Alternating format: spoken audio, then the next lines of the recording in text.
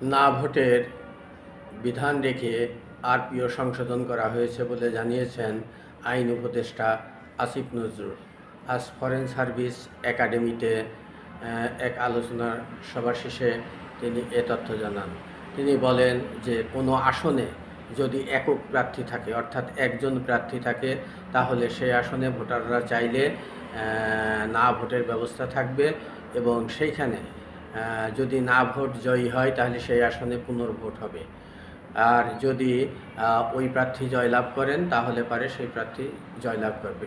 এর আগে যে বিধানটি ছিল সেটা হচ্ছে যে একক প্রার্থী থাকলে সেই আসনে ওই প্রার্থীকে বিজয়ী ঘোষণা করা হতো, কিন্তু আরপিও সংশোধনের কারণে সেই প্রচলিত যে নিয়ম সেই নিয়মটি রহিত হয়ে গেছে বলে জানান আইন উপদেষ্টা আসিফ নজরুল।